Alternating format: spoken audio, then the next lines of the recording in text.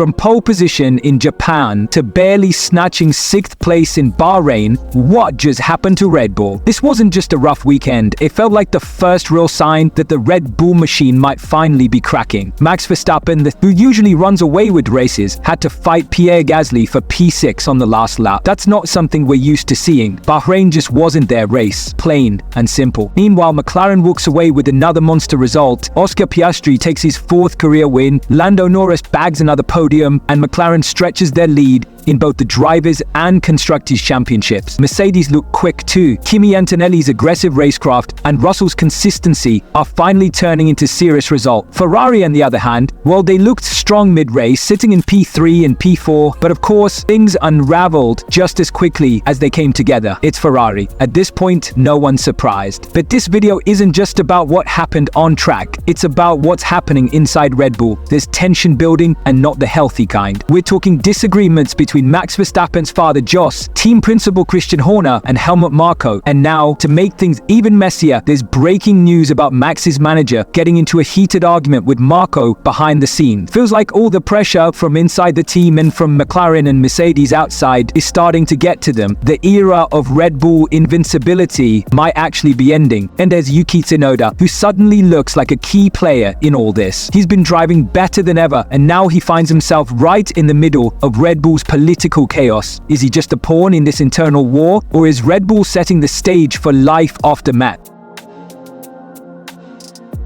Coming into Bahrain, the mood around Red Bull was already tense. After barely escaping Japan with a pole and win thanks to Max, all eyes were on whether that pace would hold. Spoiler alert, it didn't. This race weekend was a full-on reality check. Let's talk about the car first, because that RB21 was just not cooperating. Red Bull had major issues with rear tire overheating throughout the weekend. Combine that with braking problems, and you've got a setup nightmare. The drivers had to completely change their driving approach. They couldn't push through medium speed corners like usual, and they had to get back on the throttle much later out of turns just to avoid oversteer. This is Max Verstappen we're talking about, the guy who lives for late lunges and sending it into corners with complete confidence. But that style, it was basically deleted in Bahrain. He had to play it safe, and that's just not Max. You could see how uncomfortable he was lap after lap. The car was fighting him instead of helping him. And then came the pit stops. Oh boy. First up, both Red Bull cars were hit with a bizarre malfunction. The pit lane light stayed red even after the tire changes were completed. The pit crew was ready, the tires were on, but the light refused to go green. That little glitch, it cost both Max and Yuki up to 1 second, 1 full second. In F1, that's an eternity, but it got worse. During Max's second pit stop, the team just didn't get the front right tire on in time. It was one of those moments where you're just sitting there thinking, is this really Red Bull? A 6-second pit stop from the same team that once set a world record for 1.82 seconds. From perfection to panic. The only silver lining? That final lap. Max pulled off a brilliant last-ditch overtake on Pierre Gasly for P6. Classic Max, late on the brakes, fully committed. It was a small win in a weekend full of losses. But let's be honest, this was a fall from grace. This wasn't just off pace or bad luck. This was Red Bull looking like a shadow of its dominant self. Mechanical issues, strategy errors, pit stop fumbles, everything went wrong. The same team that dominated seasons with surgical precision just looked beatable. And as for Yuki, he had a cleaner race than Max, but still suffered from the same issues. He grabbed some points, but it wasn't enough to cover the bigger story here. Red Bull's armor has cracks, and Bahrain exposed every one of them. Now, let's talk about the drama behind the drama, the chaos that's brewing not on the racetrack, but inside Red Bull. And no, it's not just about the car being slow in Bahrain. It's about the rising tension between the key figures at the top of the team, Max Verstappen's dad, team principal Christian Horner, and the ever-controversial Helmut Marko. His feed isn't new, it's just boiling over now. And let's rewind a bit. Since Max joined Red Bull, Jos has always been more than just a proud father. He's been deeply involved, like seriously involved. He wants to know everything. The performance plans, the engineering details, logistics, strategy, and he's not shy about voicing opinions. On paper, that sounds like a supportive dad, but when your son's boss is Christian Horner, a guy who likes to run things his way, it was always going to clash. Things took a turn last year when Christian Horner was hit with a bombshell case during pre-season testing. A female team member filed a formal complaint alleging inappropriate conduct by Horner. Now, Christian was eventually cleared of any misconduct after an internal internal investigation, but the damage to his reputation and Red Bull's public image was massive. That's when Verstappen came out swinging. He didn't hold back. He made it crystal clear that he thought Horner should step down for the good of the team, for the sake of professionalism, and especially to protect Max from the fallout. But Red Bull didn't budge. Horner stayed, and that's when things got really frosty between him and Jos. Fast forward through the 2024 season, McLaren starts catching fire around Miami, Ferrari occasionally looks decent,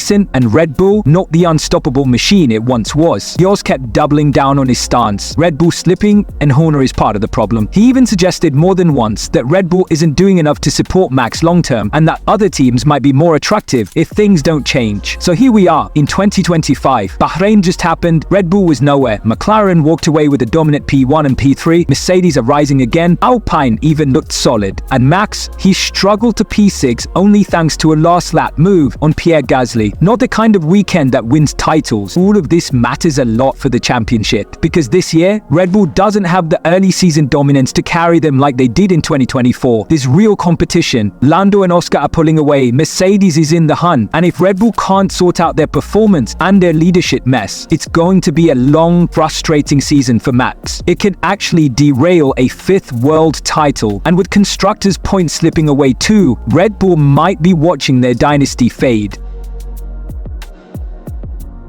Alright, so just when you thought the Red Bull drama couldn't get any messier, boo, we've got a fresh episode from the post-Bahrain GP saga, and this time it involves Max Verstappen's manager and the godfather of chaos himself, Helmut Marko, and not just a casual disagreement over tire pressures or team lunch orders. This was loud, animated, tension-filled stuff. Reportedly, voices were raised, and it drew attention from other team members hanging around. Classic paddock drama. Now, the why is still under wraps. The team has played it cool in public, brushing it off, but we all know what that means. Something's definitely going on behind the scenes. Could it be about car performance? The handling issues Max struggled with all weekend? Or maybe how Red Bull's pit stops somehow regressed to 2015 levels? Or, and this one's spicy, maybe it's just lingering tension between Max's camp and Red Bull leadership in general. All the signals point to a power struggle slowly boiling over. And now enter Yuki Tsunoda, the most unintentionally pivotal character in this entire Red Bull soap opera. Because while Max's side of the garage is locked in a political chess match, Yuki's out here doing actual work. He scored the team's only non-max points of the season in Bahrain. He kept his nose clean, stayed out of major drama, well, except the Carlos incident, and just quietly delivered in a chaotic race where everyone else was losing their heads. Now, here's why Yuki's role matters more than ever. Red Bull can't afford a complete collapse. Constructors standings, McLaren is flying, Mercedes is back, Alpine even had a pulse, and Red Bull, they're hanging by a thread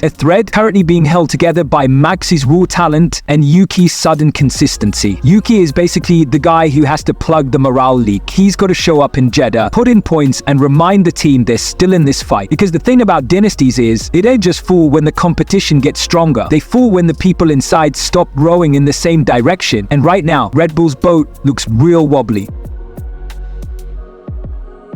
So yeah, Red Bull, they're not just under pressure, they're on the verge of a full-blown extinction-level event. From dominating the grid to now barely surviving it, things have unraveled fast. Like, this isn't just about a bad weekend anymore. It's about bad communication, clashing egos, and a serious lack of clarity in who's leading the ship. If they don't get everyone on the same page soon, mistakes like pit stop issues, race strategy fumbles, and internal politics have cost them big already. Jeddah is coming up fast, and it's the type of street circuit that punishes chaos, which Red Bull is kind of swimming in right now.